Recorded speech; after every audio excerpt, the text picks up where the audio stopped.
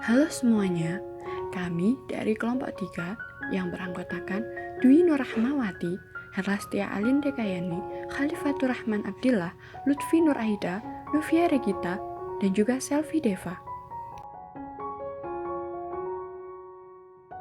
Kelompok kami akan menjelaskan tentang dividen. Accounting for dividends. Dividen adalah pembagian laba yang didistribusikan kepada pemegang saham. Nah, perusahaan itu mengeluarkan dividen berdasarkan keputusan yang diambil dalam RUPS atau Rapat Umum Pemegang Saham. Nah, dalam RUPS itu juga akan diumumkan mengenai laba atau kerugian perusahaan yang dialami dalam satu periode.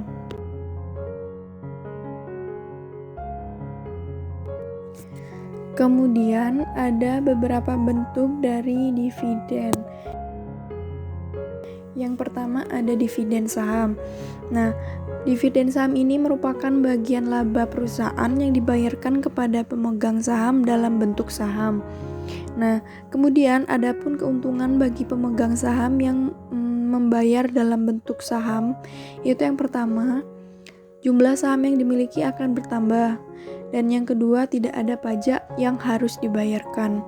Kemudian, keuntungan bagi perusahaan yang membayar dengan bentuk saham, itu yang pertama, perusahaan bisa menyimpan laba dan kas perusahaan. Kedua, struktur modal perusahaan lebih kuat. Dan yang ketiga, likuiditas perdagangan saham akan meningkat dan kondisi keuangan perusahaan juga tidak akan terganggu. Kedua, dividen properti. Dividen properti merupakan bagian laba yang dibayarkan dalam bentuk seperti barang, persediaan perusahaan, real estate, investasi, dan lain-lain. Intinya selain kas atau tunai.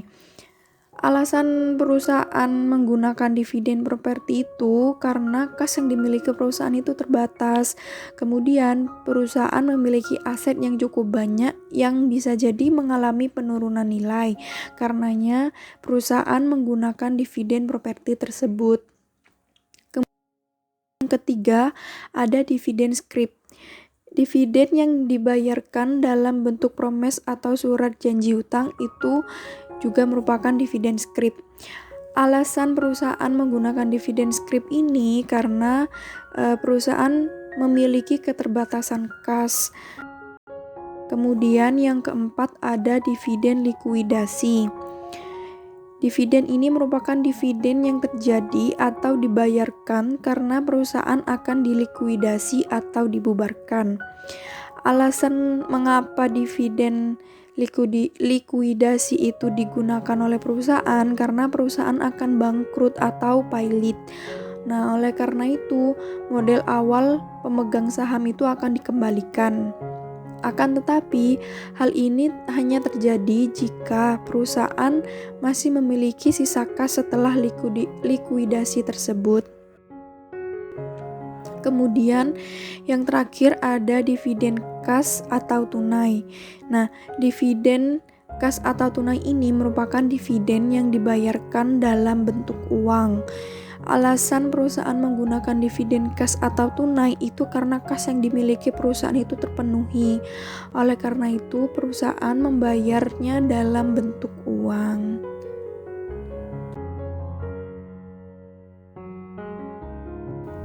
Mari kita beralih pada contoh soal.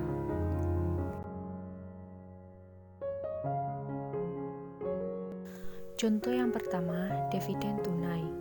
PT Sejahtera pada tanggal 10 Juni mengumumkan dividen tunai sebesar $50 per saham atas 1.800.000 lembar saham yang terutang pada tanggal 16 Juli kepada seluruh pemegang saham.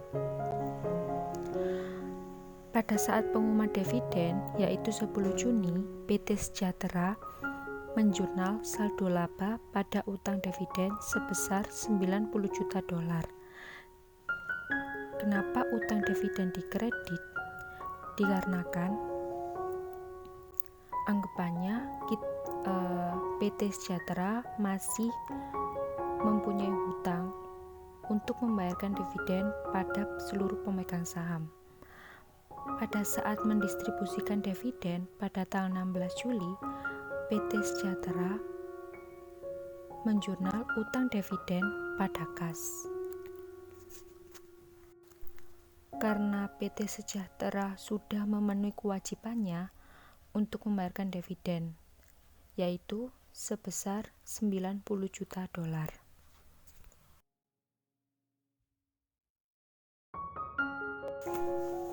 Contoh yang kedua, dividen properti. PT Sejahtera mengalihkan kepada pemegang sahamnya sebagian investasinya dalam efek untuk diperdagangkan atau held to trading seharga $1.250 dengan mengumumkan dividen properti pada tanggal 28 Desember 2010 untuk didistribusikan pada tanggal 30 Januari tahun 2011 kepada pemegang sahamnya. Pada tanggal pengumuman, efek tersebut memiliki nilai wajar sebesar $2 juta. Pada saat pengumuman dividen pada tanggal 28 Desember tahun 2010, PT Sejahtera melakukan penyesuaian antara harga perolehan dengan nilai wajarnya, yaitu investasi ekuitas pada keuntungan atau kerugian yang belum direalisasi sebesar $750. Dan pada saat pengumuman itu juga kita beranggapan PT Sejahtera belum membagikan dividennya, maka menjadi utang dividen, yaitu jumlahnya saldo laba pada utang dividen properti sebesar 2 juta. Pada saat PT Sejahtera sudah mendistribusikan dividen pada tanggal 30 Januari 2011, jumlahnya utang dividen pada investasi ekuitas sebesar $2 juta.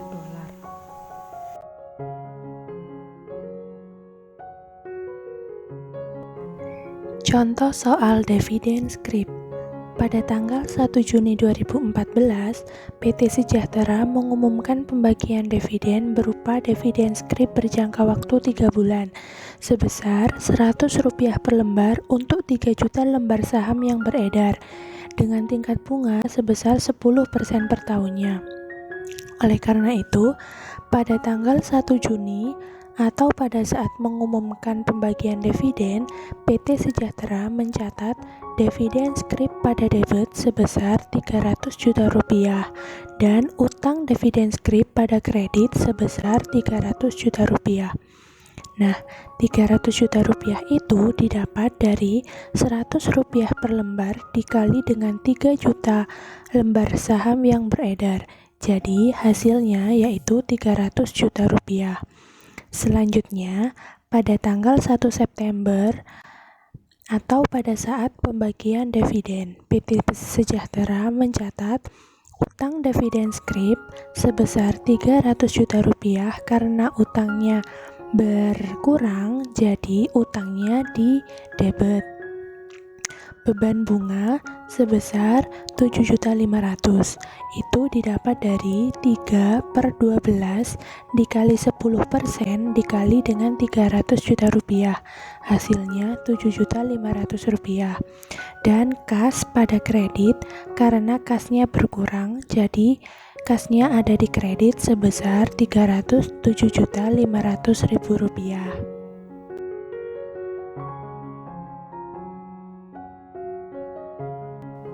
Contoh soal dividen saham.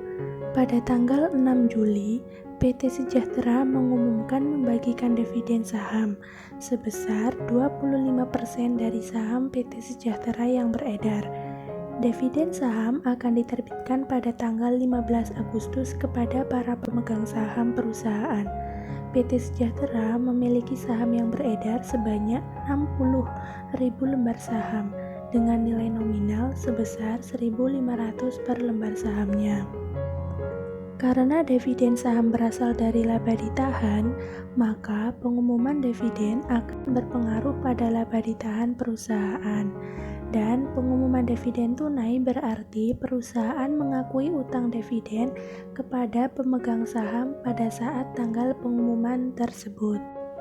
Oleh karena itu, ketika mencatat pengumuman dividen, maka jurnalnya yaitu laba ditahan pada utang dividen saham biasa sebesar Rp22.500.000. Nah, Rp22.500.000 itu didapat dari 25% dikali Rp1.500 dikali 60.000 lembar saham. Jadi hasilnya yaitu Rp22.500.000. Ketika dividen dibagikan atau diterbitkan, maka utang dividen yang diakui pada saat pengumuman akan tereliminasi atau menjadi modal saham biasa. Jadi, jurnalnya ketika dividen dibagikan atau diterbitkan yaitu utang dividen saham biasa pada modal saham biasa sebesar Rp22.500.000.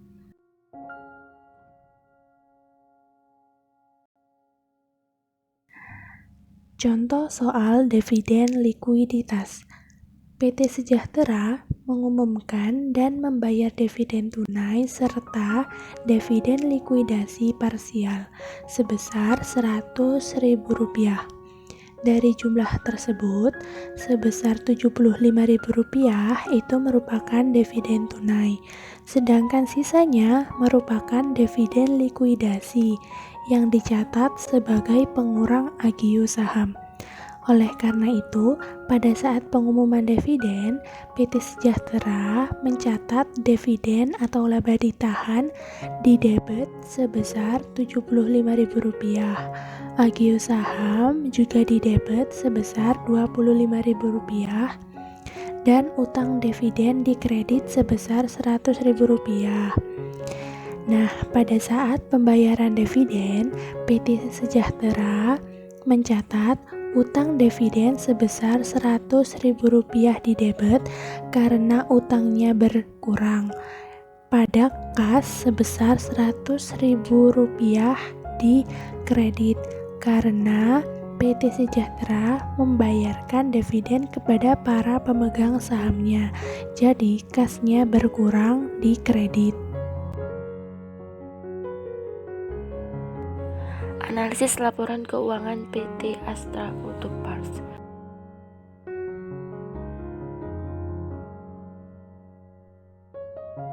Dalam analisis laporan keuangan PT Astra Auto Parts, di laporan perubahan ekuitas konsolidasian, dividen dimuat dalam saldo 1 Januari 2017, yaitu dividen tunai.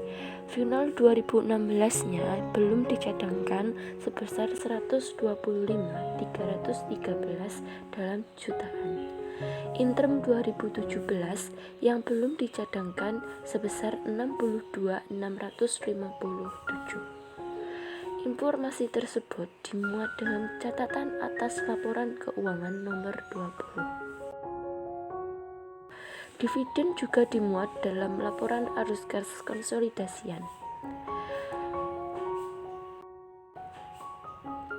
Dalam arus kas dari aktivitas investasi, dividen dimuat di penerimaan dividen tunai. Di arus kas dari aktivitas pendanaan, dividen dimuat dalam pembayaran dividen kepada kepentingan non-pengendali dan pembayaran dividen kepada pemilik entitas induk.